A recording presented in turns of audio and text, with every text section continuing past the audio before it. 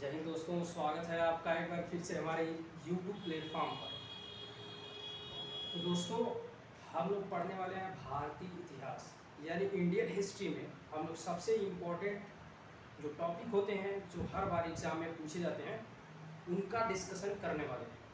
तो सबसे पहले मैं आज स्टार्ट करने वाला हूँ एंशियंट हिस्ट्री यानी प्राचीन भारत का इतिहास। तो हम लोग एक एक करके टॉपिक वाइज जितने भी हिस्ट्री से क्वेश्चन पूछे जाते हैं कॉम्पिटिटिव एग्जाम में, जहाँ जहाँ से जिस टॉपिक से पूछे जाते हैं उन सभी टॉपिक का डिस्कशन करेंगे बहुत ही शॉर्ट में। और आज का जो टॉपिक है वह है मगध साम्राज्य, मगध साम्राज्य वंशावली, जिसमें मौर्य साम्राज्य का भी डिस्कशन किया जाएगा, क्योंकि मौर्य काल जो है सबसे इम्पोर्टेंट है। यहाँ से क्वेश्चन हर एग्जाम में पूछे जाते हैं। तो सबसे पहले देखिए, मौर्य साम्राज्य यानी मौर्य साम्राज्य जो था वो मगध पर ही राज किया था। तो उसको मगध साम्राज्य की वंशावली से रिलेट करके हम लोग पढ़ेंगे। सबसे पहले मगध पर जिस वंश ने शासन किया वो था हर्यक वंश। ये 544 ईसा पूर्व की आसपास की बात है। ये इस टाइम पीरियड की बात है। इस समय हर्यक वंश जिसकी स्थापना बिंबिसार ने की थी। तो पहला क्वेश्चन ये आपका तैयार हो गया कि हर्यक वंश यानी मगध साम्राज्य का सबसे पहला वंश कौन सा था। तो आप जवाब देंगे हर्यक वंश। और हर्यक वंश का संस्थापक कौन था? तो ये था बिंबिसार। बिंबिसार के बाद उसके पुत्र उदयन ने उसकी हत्या कर दी और मगध साम्राज्य पर अपना कब्जा जमाया। जैसे इसने अपने पिता की हत्या की थी, इसके भी बेटे यानी अजातशत्रु ने इसकी हत्या करके राज्य पर कब्जा किया।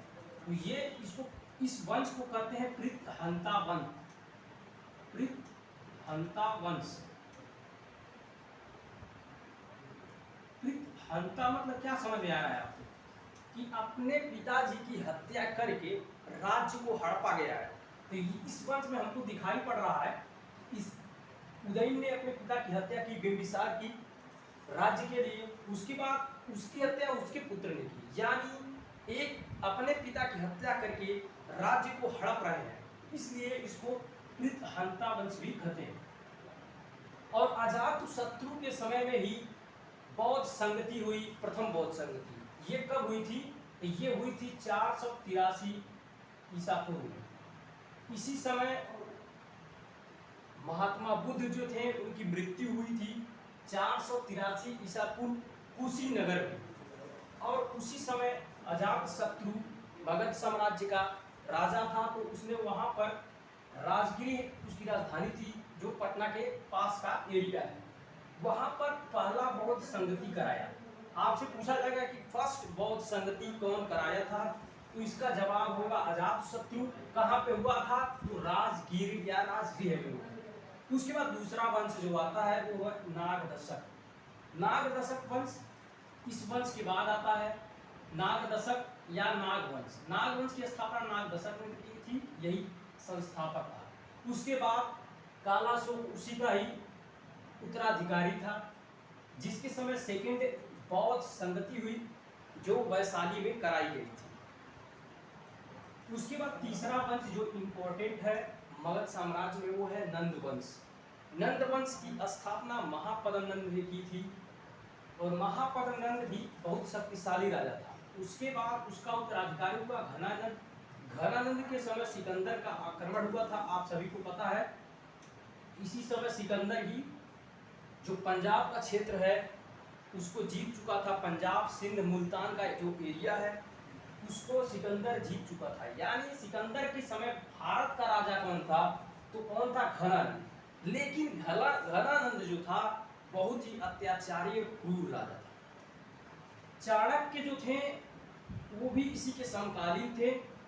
घनानंद ने भरे दरबार में चाणक्य का अपमान किया था और उसके बाद उसी अपमान का बदला लेने के लिए बदला भी लेना था और साथ ही साथ इसकी क्रूरता और इसका जो कुशासन था उसको रोकने के लिए चाणक्य ने एक नए शासक की खोज की जो था चंद्रगुप्त मौर्य। चंद्रगुप्त को उसने ट्रेनिंग दिया और राजा बनने अपने योग्य बना करके शिक्षा दे करके मौर्य साम्राज्य पर आक्रमण कराया। चंद्रगुप्त ने घनानंद को पराजित किया। उसके बाद एक नए और शक्तिशाली वंश की स्थापना हुई मगध साम्राज्य में, जिसको हम लोग मौर्य साम्राज्य यानी मौर्य वंश के नाम से जानते हैं। तो मौर्य वंश का संस्थापक कौन हो गया? चंद्रगुप्त मौर्य, सबसे इंपॉर्टेंट। उसके बाद उसका पुत्र आता है बिंदुसार। देखिए ये बिंदुसार है और ये बिंबिसार है, इन दोनों में आप कंफ्यूज मत होइएगा। बिंदुसार के बाद उसका पुत्र है अशोक, जो कि भारतीय इतिहास का सबसे इंपॉर्टेंट राजा हुआ। इसको महान अशोक भी कहते हैं। इन्हीं के समय तीसरी बौद्ध संगति हुई जो पाटलिपुत्र में, पाटलिपुत्र यानी आज की पटना में। तो दोस्तों यहाँ तक अशोक के बाद इस अशोक की कुछ नीतियों के कारण और साथ ही साथ इसके वंशज जो थे वो अयोग्य थे, शासन करने लायक नहीं थे। उसके बाद मौर्य वंश का पतन हो गया। मौर्य वंश के पतन के बाद जो उत्तरी भाग था यानी पश्चिमोत्तर भारत में विदेशी आक्रमण हुआ। ये विदेशी आक्रमण हुआ और उसी के समकालीन जो मौर्य वंश में छोटे छोटे सामंत और राजा थे, उन्होंने भी विद्रोह करना शुरू कर दिया, जो कि ये लोग थे। तो मौर्य वंश का ही सेनापति था, मौर्य वंश का सेनापति जिसको कहा जाता है पुष्यमित्र शुंग। यह ब्राह्मण था और इसने एक नए वंश की स्थापना की, शुंग वंश की। यानी शुंग वंश का संस्थापक अगर आपसे पूछा जाए तो आप बताएंगे पुष्यमित्र शुंग। उसके बाद उसी का एक और सेनापति था, पुष्यमित्र शुंग का सेनापति था वासुदेव। उसने उसकी हत्या करके एक नए वंश की स्थापना की, कर्ण वंश। अब कर्ण वंश के समकालीन जो आंध्र प्रदेश और झारखंड और महाराष्ट्र का भाग था, उसमें एक नया वंश का उद्भव हो रहा था, जो था सातवाहन वंश, जिसकी स्थापना सीमुख थे। और इन्हीं के वंशज में श्री गौतमी पुत्र सतकर्णी, जो कि सबसे महान राजा हुए, वो सातवाहन वंश से अपना संबंध रखते थे।